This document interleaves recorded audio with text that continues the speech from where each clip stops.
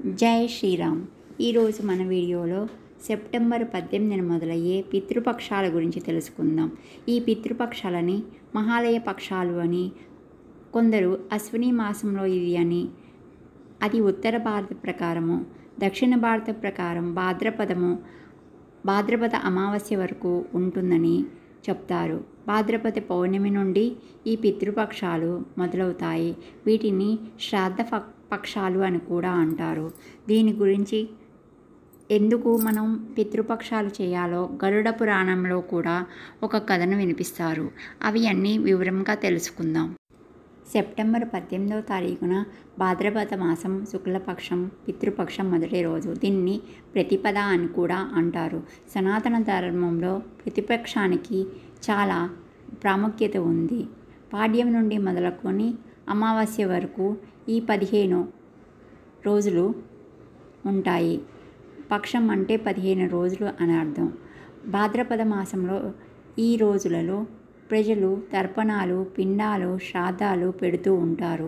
తర్పణం అనగా అర్ఘ్యం ఇవ్వడం, పిండము అనగా అన్నము బియ్యపు పిండి ముద్దలతో చేసి పిండాలు వదలడం, శ్రాద్ధము అనగా మిగిలిన కార్యాలన్నీ చెయ్యడము. ఇవి మన ఇంటిలో పెద్దవాళ్ళు చనిపోయి ఉంటే ఇంటి పెద్ద వీటిని ఆచరిస్తారు. వాళ్ళకి ఆత్మశాంతిని కలిగిస్తారు. వారికి ఆత్మశాంతి లేకపోతే ఇంట్లో అల్లకల్లోలం, ఆర్థిక సమస్యలు, పిల్లల మాట వినకపోవడం అలాంటివి అన్నీ జరుగుతూ ఉంటాయి. దాని వలన పితృపక్షాలు చేయడం వల్ల అంతా మంచి జరుగుతుందని చెప్తారు. దీనిలో దాన ధర్మాలు, పూజలు, దీపదానాలు అన్నీ ఆచరించాలి. ఉపనిషత్తులు, వేదాలు, పురాణాలు ప్రకారం ఈ రోజులలో పెద్దలు భూమి మీదకి వస్తారు అంటారు. ఇట్లా మనం అన్నీ సక్రమంగా చేయడం వల్ల వారికి స్వర్గలోకం ప్రాప్తిస్తుందని, అక్కడ సుఖ సంతోషాలతో ఉంటారని, దాని వలన మన ఇంటి ఆరోగ్యము, శాంతి, సౌభాగ్యం అంతా మంచి జరుగుతుందని చెబుతారు. గరుడ పురాణం ప్రకారం మహాభారతంలో కర్ణుడు చనిపోయిన తర్వాత స్వర్గలోకానికి వెళ్తాడు. అక్కడ కర్ణుడికి తిండి దొరకదు, అంతా బంగారమై ఉంటుంది. అప్పుడు ఇంద్రుని అడుగుతాడు, నాకు ఎందువలన ఆహారం ఇవ్వకుండా ఇది అంతా ఇచ్చారు? అప్పుడు ఇంద్రుడు ఈ విధముగా చెప్తారు, మీరు భూలోకంలో ఉన్నంతకాలము దాన ధర్మాలు చేశారు, బంగారము దానము చేశారు, కానీ ఎప్పుడు ఎవరికి ఆహారాన్ని దానం చేయలేదు. అందువలన నీకు ఇలా జరిగింది అని చెప్తారు. అప్పుడు కర్ణుడు తన తప్పు తెలుసుకొని 15 రోజులు భూమి మీదకి తిరిగి పంపించాల్సిందిగా కోరుతారు. అలా భూమి మీదకి వెళ్ళిన కర్ణుడు తన పితృదేవతలకు అన్ని విధి ప్రకారము చేసి తిరిగి వస్తాడు. అప్పుడు స్వర్గలోకంలో ఆహారంతో సుఖ సంతోషాలతో ఉంటాడు.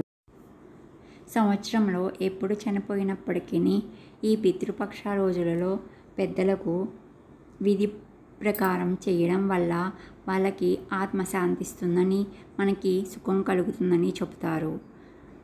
ఈ రోజుల్లో ఎక్కువగా ఉత్తర భారతంలో వాళ్ళు కాశీక్షేత్రంలో మోక్షగుండము ఒకటి ఉంటుంది. అక్కడ పూజలు చేయిస్తారు విధిగా.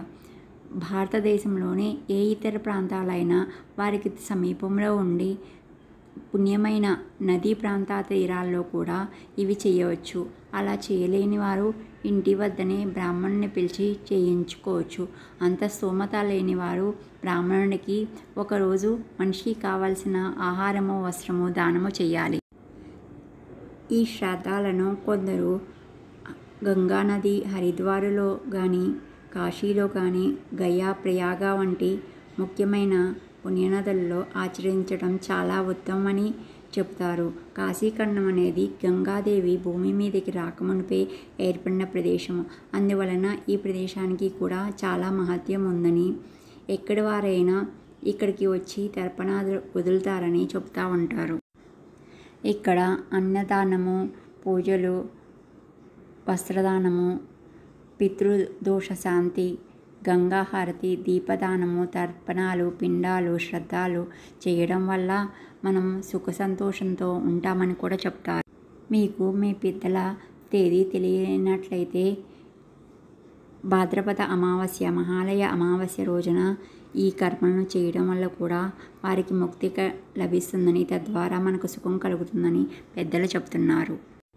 విన్నారు కండి పితృపక్షాల గురించి.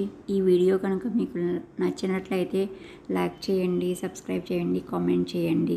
బెల్ బటన్ ప్రెస్ చేయడం వల్ల నేను పెట్టే ప్రతి వీడియో మీకు నోటిఫికేషన్ రూపంలో వస్తుంది. జై హింద్, జై శ్రీరామ్, జై భారత్.